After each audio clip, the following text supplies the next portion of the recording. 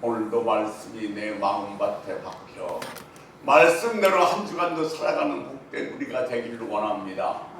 주님, 말씀 아멘으로 받아 내 것으로 만들어 한 주간도 승리할 수 있도록 은혜 베풀어 주옵시고, 말씀을 듣는데 방해한 어둠의 세력은 예수의 이름으로 묶어 주옵시고, 오직 주의 말씀만 선포되는 귀한 시간 되게 하여 주옵소서.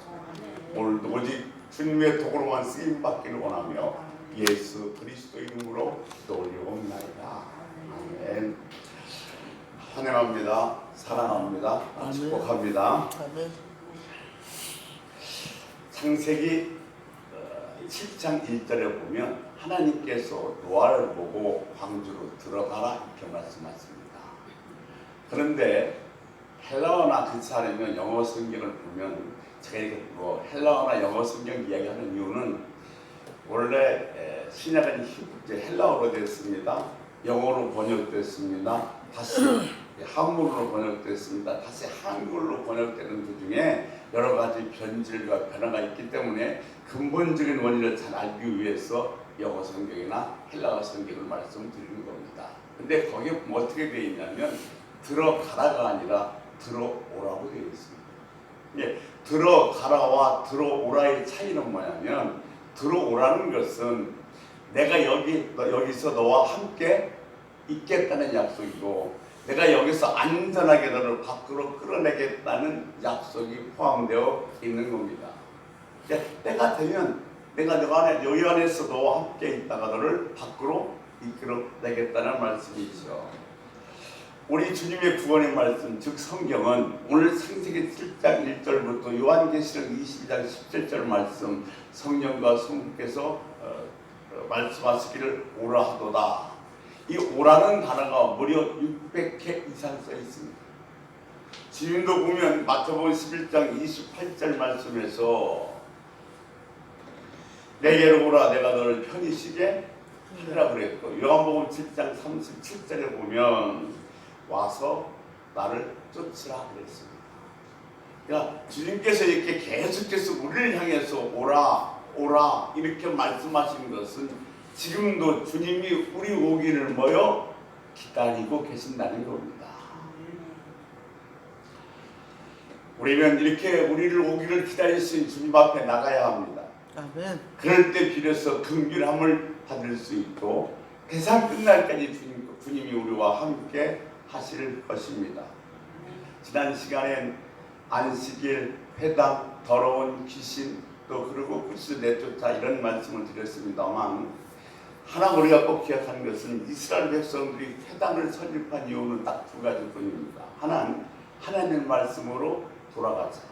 또 하나는 뼈아픈 자기들이 하나님 말씀을 거역함으로 말미암아 포로로 잡혀갔던 뼈아픈 역사를 잊지 말자는 의미에서 이 회당을 건립을 했습니다. 근데 이 회당에서 나와서 오늘 29절에 보면 어디로 가냐면 시몬과 안드레의 집으로 가십니다. 이 말씀에는 두 가지 의미가 있습니다. 회당에서 나와서 집으로 가셨다. 오늘날 이 회당을 교회라고 이해했을 때 우리는 교회에서는 말씀을 배우고 또는 예배를 드리고 훈련을 받고 교제를 합니다. 그러고 나서 이것이 어디로 흘러 들어가야 하는가 하면 가정으로 흘러 들어가야 한다는 겁니다. 보세요. 요즘 주일날 아침에 교회에 오면 밤늦게까지 교회에서 머무는 교회들이 많습니다. 여러 가지 프로그램도 있고 또 성경 공부도 있어요.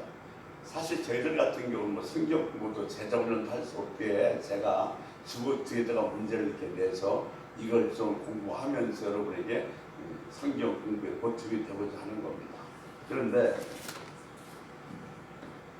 예배를 드리고 나서 내가 은혜를 받았으면 이 안에 머물 게 아니라 집으로 가서 가정으로 가서 그곳에 은혜가 흘러 들어가게 해야 된다는 겁니다. 마틴 루터는 주일날 예배가 끝나면 교회 문을 닫아버렸습니다. 이건 무슨 얘기냐면 가정 중심의 신앙생활을 하라는 겁니다. 또 하나의 암시된 의미가 있습니다. 이걸 볼 수 있어요. 지금 회당 안에는 귀신 들린 자가 있습니다. 여러분, 회당에는 귀신 들린 자가 있을 수 있어요? 없어요. 거기 귀신 들린 자가 있는데 경련을 일으키며 큰 소리를 치며 나갔다고 그랬어요. 여기서 경련이라는 뜻은 아주 끔찍한 단어입니다. 서로 가지려고 양쪽에서 잡아당기며 찢는 모습이 경련이에요. 그러니까 한 영혼을 두고 양쪽에서 서로 뭐요? 지금 서로 가져가려고 땡겨 찢는 모습을 이야기를 하고 있는 것입니다. 그러니까 이 회당에 더러운 귀신 들린 자가 앉아 있다는 이야기는 무엇을 암시하고 있냐면 이것이 그 당시에 유대교의 실체였고 회당의 실체였습니다. 거기서 이미 회당은 뭐요? 문을 닫고 있는 중이라는 거예요. 그 거룩한 회당에 더러운 귀신 들린 자가 앉아 있으니 이미 그 회당은 끝이 났다는 겁니다. 거기서 나와서 주님께서 어디로 가시냐? 집으로 들어가십니다. 가정으로 들어가셨습니다. 이 땅에서 교회가 어떻게 시작됩니까? 가정에서 시작됐습니다. 이것은 굉장한 영적 흐름을 안고 있습니다. 이미 유대교는 문을 닫는 가정이었고 문을 닫는 가정이시기에 이 유대교는 끝났다 그런 의미에서 주님께서는 회당에서 나오사 사복음서에 보면 회당에서 나와서 집으로 회당에서 나와서 집으로라는 단어가 상당히 많이 나오고 있음을 우리는 알 수 있습니다. 여러분, 우리가 교회입니다. 우리가 오는 것이 교회입니다. 이게 교회의 제일 핵심 단위는 어디냐면 가정입니다. 아멘. 교회에서 예배를 드리고 말씀을 듣고서 성령 충만하고 은혜 충만하면 그것이 제일 먼저 이루어질 장소는 어디냐면 가정이어야 된다는 겁니다. 내가 은혜 충만하고 성령 충만해서 할렐루야하고 교회에서 막 그때 충만이 나타나는 것이 아니라 내가 정말로 은혜를 충만히 받았고 성령에 충만하면 첫 번째로 일어날 장소가 가정이어야 된다는 겁니다. 성령 충만을 첫 번째 현자가 이렇게 소개하고 있습니다.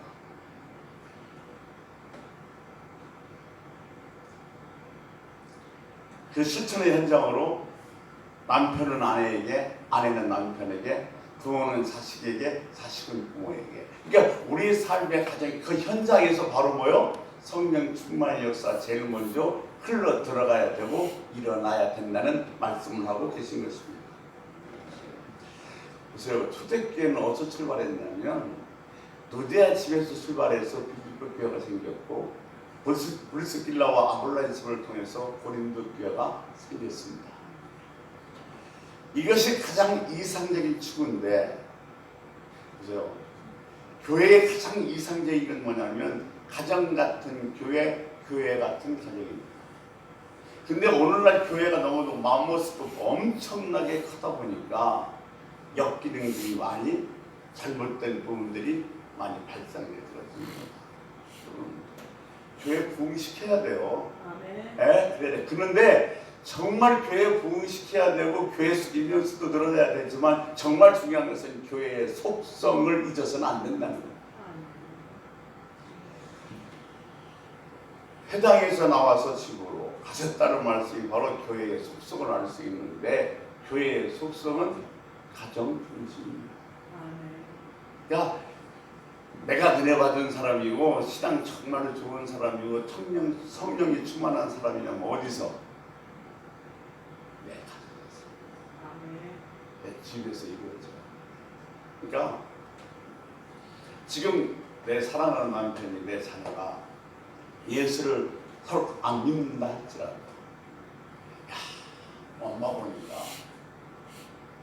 정말 예수 살아있는 거 아니에요. 왜냐하면 내 은혜 받은 것이 내가 성령 충만하는 것이 내 가정에서 이루어지면 그런 말이 저절로 나올 수밖에 없는 거예요. 예수님께서 이제 회당에서 사역을 어디로 옮기냐면 집으로 옮기십니다.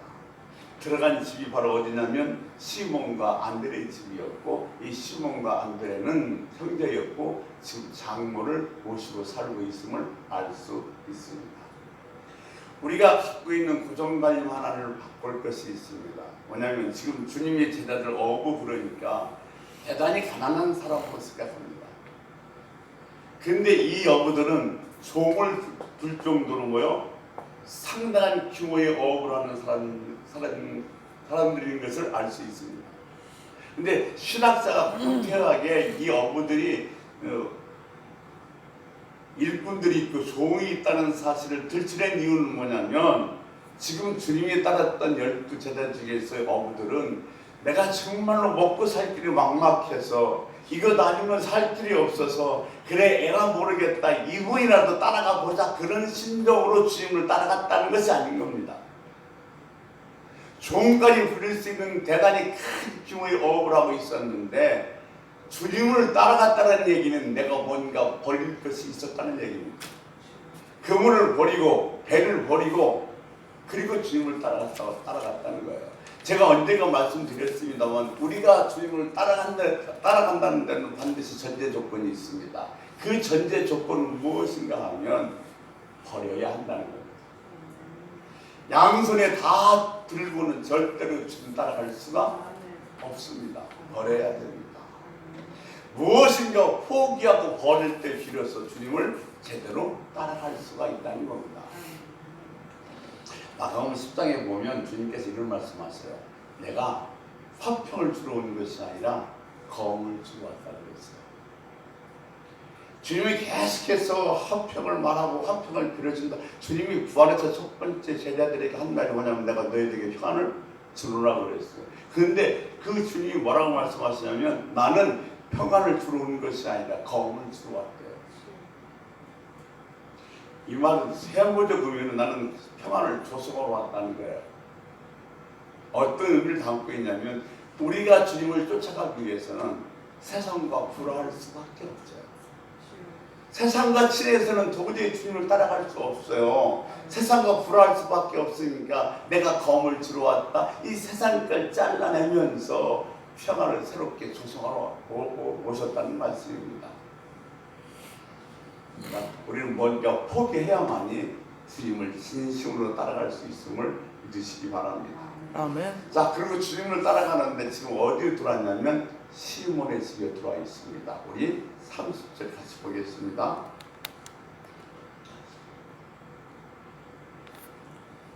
시몬의 장모가 열병으로 누워 있는지라 사람들이 곧 그 여자에 대하여 예수께 여짜온대. 여러분 열병 걸려본 적 있어요? 이건 전염병이 대단히 강한 병 중에 하나인데 이 장티푸스, 즉 호흡기로 전염되는 병이라고라는 음식물로 전염되는 병으로 알고 있습니다만 여기서 얘기한 열병은 장티푸스가 아닙니다. 제가 언제 이런 말씀 드렸어요? 마가복음 하면서 광야라는 단어가 명사로 쓰이지 않고 형용사로 쓰여진 이유, 또 질병이 명사로 쓰이지 않고 형용사로 쓰여진 이유. 그러니까 명사로 쓰여질 때는 광야라는 장소를 얘기하지만 형용사라고 쓰여질 때는 그 광야 같은 개념을 갖고 있는 걸 얘기하는 거예요. 그러니까 이스라엘의 그 유대 광야만 얘기하는 것이 아니라 오늘날 우리들의 삶 속에서 정말로 삭막하고 답답하고 칠 같을 때 광야라고 얘기하는 거예요.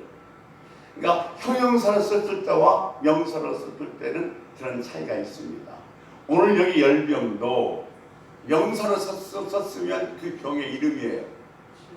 근데 오늘 여기 열병을 뭐냐면 이 명사로 쓰지 않고 동사 분사로 썼어요. 질병을 명사로 쓰면 이건 무슨 병이야 라고 딱 얘기하지만 형용사나 동사 분사로 쓰면 지금 병을 앓고 있는 일어난 상태를 얘기하고 있어요.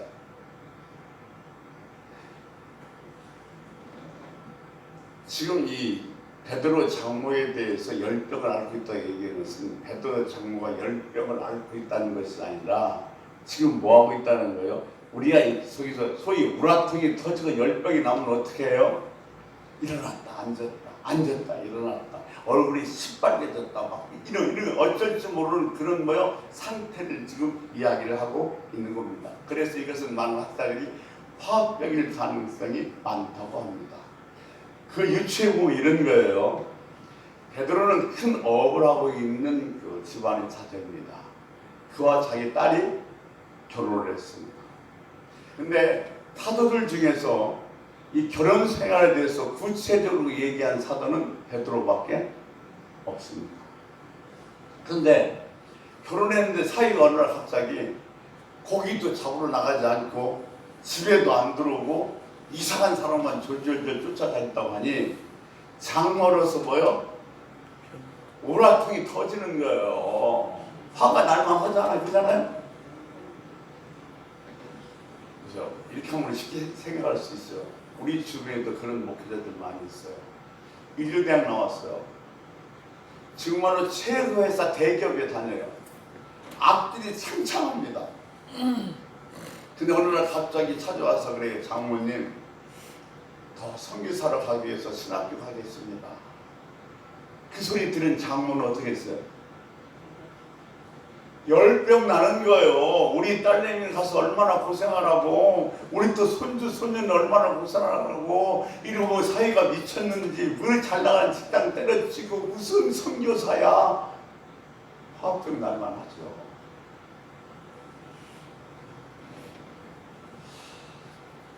동사분사형이라는 것은 그로 인하여 지금 열병이 나니까 어떻게 해요? 일어났다 앉았다 나갔다 들어갔다 막 냉수 마셨다 머리다 손 댔다 이런 상태에 있는 겁니다. 그럴 수밖에 없는 게 고기도 안 잡고 집에도 안 들어오니 장모로서는 딸 걱정에 우라통이 터질 수밖에 없겠죠. 나중에 베드로가 뭐라고 얘기하냐면 베드로서에서 이렇게 얘기합니다. 기도 외에는 분망하지 말아라. 이것을 많은 학자들은 베드로가 젊은 날에 자기의 삶을 뼈아프게 회상하면서 주는 권면의 말씀이라고. 왜? 자기가 집을 하도 많이 안 들어갔습니다. 그런 의미라고 얘기를 하고 있습니다. 그러니까 오늘 여기 열병이라는 단어가 명사로 썼으면 그 병명이 맞는데 명사가 아니라 동사 분사로 쓴 것은 지금 그 병이 걸려서 일어나는 상태를 이야기해주고 있는 겁니다. 근데 보세요. 지금 베드로 집에 제자들과 함께 주님이 들어왔어요. 그러면 지금 내 장모가 열병이 걸려서 누웠다 일어났다 앉았다 안절부절하는데 어떻게 좀 해주세요라고 누가 얘기해야 되냐면 베드로가 시몬이 얘기를 해야 됩니다. 근데 시몬은 가만히 있고 거기 같이 온 사람들이 지금 이 여인 베드로의 장모의 상태에 대해서 이야기를 했습니다. 근데 이런 똑같은 사연이 마태복음에도 기록되어 있어요. 마태복음 8장 14절 15절을 읽으면서 우리는 이 마태복음에 기록된 이 이야기와 마가복음에 기록된 이야기 뭐가 다른지 한번 보겠습니다. 마태복음 8장 14절 15절 같이 한번 읽습니다. 예수께서 베드로의 집에 들어가사 그의 장모가 열병으로 앓아 누운 것을 보시고 그의 손을 만지시니 열병이 떠나가고 여인이 일어나서 예수께 숭 들더라. 뭐가 다르죠? 마가는 예수님이 그 베드로의 장모의 손을 잡아 일으켰고 마태는 손을 만지셨어요. 지금 이 똑같은 사건이에요. 그런데 마가는 잡아 일으켰다, 마태는 손을 만지셨다 이렇게 표현하고 있습니다. 여기서 먼저 마가 살펴보면 일으켰다는 그 말은 에게일로로서 정확하게 부활의 표현입니다. 부활의 표현을 쓴 것은 이 여인의 모든 영혼의 상태가 제대로 제자리로 돌아왔다는 의미하고 있습니다. 이 여인은 자기 사이가 따라다니는 예수가 마땅치 않았을 것입니다. 그러니까 어느 날 삶의 방향이 비틀어져 버려서 집에도 안 들고 예수만 따라다니는 이 배들을 보면서 우라통이 터져 있는 상태였습니다. 이렇게 지금 제가 기억나는 일이 하나 말씀드리면 이런 일이 있었어요. 충남 부여군 세도면에 한 가정에서 한갑 다투가 벌어졌습니다. 그런데 그 세도면 조그마한 면에서 무슨 어디 대단한 국회의원이나 아니면 뭐가 고위급 사람도 있는 것도 아닌데 한갑 잔치를 3일을 했습니다. 근데 이 한갑 잔치를 3일 하는 것은 한 이후에는 이런 사연이 있습니다. 아버지가 모든 살해하면서 7남매를 키웠습니다. 얼마나 힘들었겠어요. 그 당시 힘들었는데 왜 이렇게 많이들 났나 모르겠어요. 그러니까 큰아들은 초등학교를 졸업하고 중식당에 가서 배달해야 됐고, 큰딸은 국민학교를 졸업하고 어떻게 그 당시 가발 공장에 다녀야 됐고, 다 이렇게 어려서 각자 자기 삶을 살아갈 수밖에 없었습니다. 이제 어느 정도 자라서 살도 조금 제법 잡혔고 살만하니까 아버지가 머슴이라고 동네에서 얼마나 비웃고 멸시를 당했는지 여바라는 듯이 쩍 벌어지게 한갑잔치를 3일 한 거예요. 서울에서 막 유명한 가수로 부르다가. 그래서 이제 잔치가 3일 때 다 끝날 무렵에 아버지가 6남매를 부릅니다. 그러면서 뭐라고 얘기하냐면 이렇게 얘기해요. 얘들아, 내 제일 큰형이 학교를 못 가고 중국집에서 배달하는데 그 형 친구 또 애가 학교 가방을 들고 다니는 모습을 보면 나는 정말로 가슴이 묘졌단다. 네 큰누나는 공장에서 일하는데 네 큰누나 또래 친구들은 하얀 카라의 교복을 입고 학교 다니는 거 보면서 나는 남몰래 얼마나 울었는지 모른답니다. 지금 7째 막내가 고등학교에 다니니 네 6남매가 서로 잘 도와서 막내 뒷바라지를 해서 대학을 졸업시켰다. 그래도 7남매인데 대학을 하나 나와야 되지 않겠냐? 그러니까 그 말을 듣고서 6남매가 아버지 뜻을 받들겠습니다 해서 이제 이 막내 동생이 공부하는데 뒷바라지를 했습니다. 근데 형들과 누나의 그 수고에 보답이라도 하듯이 연세대 의대에 들어갔어요. 연세대 의대에 딱 6년 동안 졸업하는 날 모든 식구들이 다 서울로 올라와서 내가 그동안 수고했을 때 어떤 보답을 또 기대하면서 진심으로 축하했습니다. 그 당시 모여서 조효순을 먹는 거기다가 짜장면이었으니까 중국집에 가서 짜장면을 먹는데 짜장면이 다 먹어갈 무렵 이 막내 동생이 이렇게 얘기합니다. 아버지, 어머니, 형들 누나 정말 고맙습니다. 내가 누나와 형들 덕분에 오늘 여기까지 왔습니다. 근데 내가 이제 의학을 공부하다 보니까 내가 할 일이 무엇인지 깨달았습니다. 나는 이 의학을 공부해서 참 가난한 못 사람들 아프리카에 가서 그들을 돕는 선교를 하고 싶습니다. 내가 선교사가 되려고 하니까 신학교 3학년을 더 다녀야 되는데 신대원 3년만 더 다닐 수 있도록 나한테 뒷바라지를 더해주세요. 그랬어요. 그 말을 듣고 있자마자 아버지가 벌떡 일어나서 막내의 따귀를 세게 때리면서 야 이놈아, 네 형과 누나들이 어떻게 뒷바라지 했는데 이럴 수가 있느냐, 가자, 너는 의자리에다 들고 다 내려왔어요. 그러면 그 어머니가 그 어머니가 보세요. 지금 머슴 살해한다고 멸시받았고 사람들한테 망신당했는데 아들 하나 딱 의대 졸업해서 의사 만들어 놓으면 뭐요? 좀 어깨에 힘 좀 들어갈 것 아닙니까? 우리 막내 아들이 의사라고 자랑 좀 하고 그러려고 그랬는데 어디 간대요? 아프리카 선교에 들어갑니다.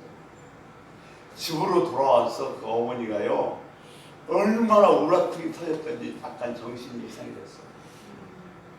이렇게 귀할 수 있어요. 오늘 베드로의 상태를. 지금 베드로 정말 이렇게 열병이 나서 집에 있는데 이 집에 누가 들어오냐면 예수님이 들어오셨어요. 근데 이 베드로는 자기 집에 왔는데 굶어간 버무리면 한쪽 구석에 가만히 서 있고, 같이 온 사람들이 지금 베드로의 장모 상태가 어떤 상태인지를 이야기를 하고 있습니다. 자, 아까 말씀드렸던 것처럼 같은 사건이에요. 근데 손을 만지시니, 손을 잡아일으키시니 어떤 게 맞아요? 똑같은 사건을 마가가 기록했고 마태가 기록했는데, 마태는 손을 만지시니 그랬고 마가는 손을 잡아일으키시니 그랬어요. 이게 어떤 표현이 맞는 거예요? 누가 제대로 본 거예요? 둘 다 맞아요. 각자 보는 순간이 달랐던 거예요. 마가는 주님께서 정말로 사랑과 은총을 담아서 장모의 손을 만지신 모습을 기록했고, 마태는 뭐요? 마가는 마지막에 베드로의 장모의 손을 붙잡고 일으키는 장면을 기록했을 뿐이에요. 이게 똑같은 사건인데 다른 시간을 보고 기록했던 겁니다. 근데 여기서 마가가 주님께서 이렇게 베드로의 장모의 손을 만지셨다 이 말은 주님의 따뜻한 사랑과 은총을 담아서 어루만져진 상태를 보고 기록한 거예요. 즉 지금 주님께서 사랑과 은혜를 가지고 베드로의 손을 어루만져 주셨다는 얘기는 위로입니다. 격려입니다. 그리고요, 용기를 준 겁니다. 그리고 마가는 잡아 일으키는 장면, 에이레 뭐요? 부활용어라고 말씀드렸어요. 우리가 잘 아는 이야기 하나 있습니다. 달리다고. 아람어예요. 소녀야 일어나라. 이 말은 이미 죽었던 소녀를 예수님께서 붙잡아 일으키면서 뭐요? 하셨던 말씀이에요. 소녀야 일어나라 달리다고. 이 달리다금에 포함되어 있는 영적 의미가 이렇게 되어 있습니다. 이 어떤 의미가 포함되어 있냐면, 병들고 지금 죽어가고 있고 캄캄하고 연약한 이 세상을 달리다금 일으키기 위해서 주님이 이 땅에 오셨다는 겁니다. 그런데 달리다금의 표현의 배경은 이런 의도가 깔려 있어요. 아침에 어머니가 잠자는 자기 딸을 깨웁니다. 근데 아주 부드럽고 아주 따스하고 친절한 음성으로 수연아 일어나라, 이런 의미예요. 저는 한 번도 그런 소리 들어본 적이 없습니다만은 달리다금 그래서 굉장히 중요한 표현이에요. 병들고 공부한 이 세상을 달리다금 일으키기 위해서 주님께서 이 땅에 오셨다는 영적 의미를 내포하고 있는 겁니다. 그런 역할을 주님은 부름받으신 거예요. 그러니까 그의 손을 만지신 다음에 그 다음에 어떻게 했어요? 잡아 일으키신 겁니다. 그러자 장모의 태도가 어떻습니까? 예수님의 온기를 경험한 장모가 갑자기 바뀌었어요. 우리 마가복음 1장 31절 보겠습니다. 어떻게 바뀌었냐 봅시다. 같이 읽습니다. 마가복음 1장 31절입니다. 나아가사 그 손을 잡아 일으키시니 열병이 떠나고 여자가 그들에게 수종되니라. 자, 여기서 보면 장모가 갑자기 뭘로 바뀌었어요? 여자로 바뀌었어요. 우리가 그냥 장모가 그들의 수족을 들더라 그래도 문맥생 아무 문제가 없어요. 그런데 구태여 이 장모를 뭐로 바꿨어요? 여자로 바꿨어요. 그러면 마가는 장모라고 써도 괜찮을 텐데 구태여 여자로 이 표현을 바꾼 이유는 무엇일까 하는 겁니다. 이거 뭐냐면 주님의 따뜻한 그 용기 있게 온기 있는 손길과 사랑을 경험한 다음에 또 주님이 잡아 일으키는 그 원 상태로 복귀시는 그것을 경험한 다음에 베드로의 장모는 이제 뭐요? 자기 사회 때문에 우라통이 터졌던 그런 마음이 아니라 예수님이 제자가 돼서 예수님을 수종드는 사람이 되었다는 겁니다. 그러니까 그것 때문에 지금 여기서 이 마가는 불태어나게 장모가 여자로 바뀐 이유는 사이일 때문에 물라팅에 터진 상태가 아니라 예수님의 따뜻한 손길과 그런 거듭난 생명을 체험하니까 이제 예수님을 따르는 제자가 돼서 수족을 들게 되었다는 표현하기 위해서 장모를 여자로 표현을 바꿨습니다.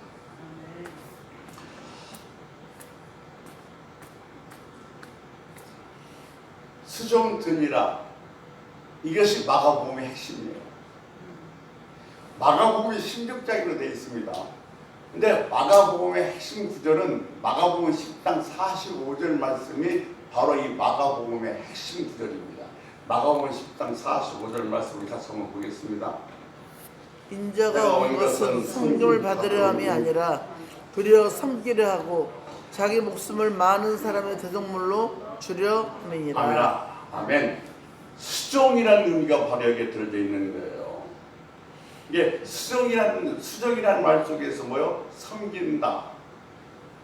이코노미아라는 말이 나왔고, 이 이코노미아, 섬긴다는 말에서 바로 오늘날 우리가 사용하는 집사라는 말이 파생되어진 것입니다. 저는 오늘 이 말씀을 짤막한 한 이야기를 해드리면서 정리해 보려고 합니다. 서울에 가면 양화진이 있습니다. 양화진은 어둠의 시절에 한국에 와서 복음을 전하다가 순주한 외국 선교사들이 묘지가 있는 곳이 양화진입니다. 근데 그 양화진에 가면 일가족 6명이 함께 모여있는 묘지가 있습니다. 그 바로 누구냐면 제임스 윌리엄 홀이라는 사람의 가족이 됩니다. 이 제임스 윌리엄 홀이라는 사람은 캐나다 사람입니다. 근데 자기가 정말로 이 의료 선교를 나오기 위해서 미국으로 건너와서 퀸즈 대학의 의대에 들어갑니다. 그래서 어느 날 병원에서 학교에서 병원으로 실습을 나갔는데 그 실습에서 가서 한 여자를 만납니다. 노제다라는 여자입니다. 이 여자는 펜실베니아주의 의대를 다니다가 실습을 나오는 겁니다. 근데 두 사람이 썸 탔어요. 사랑이 시작된 겁니다. 근데 사랑한 만큼 아픔도 컸어요. 왜냐하면 이 제임스 윌리엄 홀은 중국 선교를 사명을 알았고, 노제자는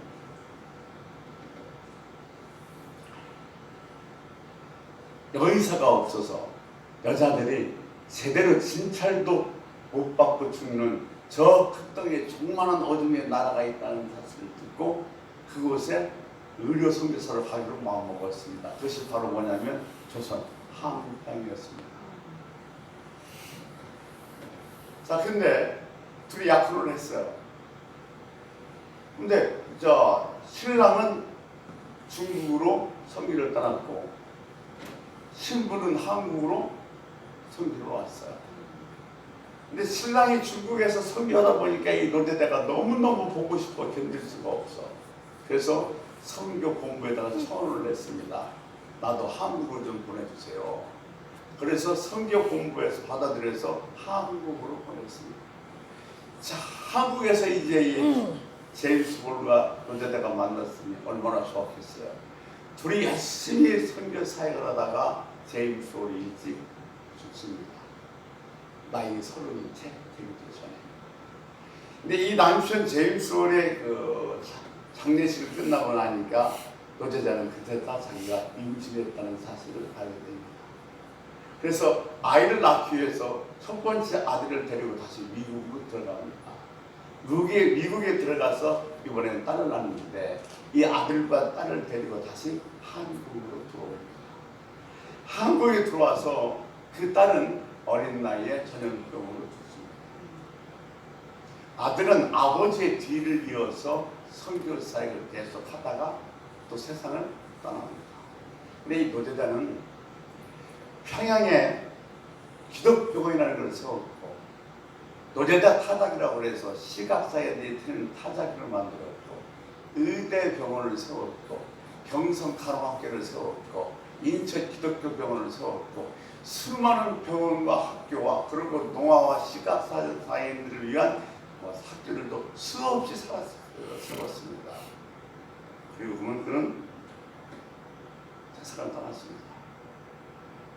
부부, 아들과 딸, 그리고 그의 아들의 자녀인 두 사람, 대한민국에 선교하다가 숨을 거둬서 같은 묘지에 묻혀 있습니다. 그러면 이 얘기는 뭐냐면 정말로 예수님의 따뜻한 손길과 새로운 생명을 경험하면 어떤 존재로 새롭게 태어나는가 하면 섬기는 자로 새롭게 태어나야 된다는 겁니다. 아멘. 지금 베드로 장모가 우라통에 터져서 견딜 수가 없었어요. 올라갔다 내려갔다 앉았다 일어났다. 그런데 예수님의 따뜻한 온기 있는 손길과 위로와 격려와 예수님의 자가 일으키신 거듭난 생명을 경험한 다음엔 예수님을 수종드는 여자가 되어서 평생 주님을 수종들며 섬기며 살아가는 삶을 살게 되어진 겁니다. 여러분, 로제다, 제임스 홀, 이런 사람들이 한국에 와서 정말 어둠의 나라에다가 복음을 전하기 위해서 이 땅에 와서 그들이 숨진 나이는 거의 다 젊은 나이 24, 26, 28이었습니다. 그 젊은이들이 이 어둠의 나라 이 조선이라는 땅에 와서 복음을 전함으로 말미암아 생명을 잃었고 그들이 전한 복음으로 말미암아 저와 여러분이 예수 그리스도의 따뜻한 온기와 생명의 거듭남을 우리는 체험했다면 죽도록 사랑해야 돼. 아멘. 어느 분이 이렇게 얘기하더라고요. 그 선교사들이 젊은 나이에 복음을 들고 와서 이 땅에 와서 죽음으로 말미암아 우리가 그 복음을 받아들이고 주님의 온기와 주님의 새로운 생명을 경험했는데 죽도록 사랑하지 않으면 그것도 죄다. 그러니까 저와 여러분이 정말로 주님이 우리를 만져주신 따뜻한 손길을 경험하고 예수께서 부어준 거듭난 생명을 내가 체험했다면 죽도록 사랑해야 돼. 주님도 죽도록, 내 가족도 죽도록, 이웃도 뭐요? 죽도록. 그 젊은 나이에 자기 생명을 버려서 이 땅에 복음을 전한 그 뜻을 우리가 깨달았다면, 그래서 주님의 온기와 주님의 생명을 거듭 체험했다면 우리는 사랑하지 않고는 견딜 수가 없는 거예요. 이것이 젊은 나이에 이 조선이라는 땅에 와서 생애를 마친 선교사들의 어떤 메아리 메시지입니다. 우리가 예수 그리스도의 그 따뜻한 온기와 그리고 거듭난 생명을 체험했다면 우리는 섬기는 자로 다시 태어나야 됩니다. 우리는 수없이 들었어요. 섬겨라. 그런데 우리는 수없이 섬기는 자가 아니라 섬기를 부리려고 해요. 어떻게 하면 내가 좀 나타났으면 좋겠어요. 어떻게 하면 누가 좀 날 알아줬으면 좋겠어요. 그런데 정말로 예수님의 따뜻한 온기와 생명의 거듭남을 체험한 사람은 섬기는 자와 해야 됩니다. 아멘. 여러분, 우리 한 주간 살아가면서 죽도록 한번 사랑해보자. 내 의지는 잘 안 되지만 성령님 나 좀 도와주세요.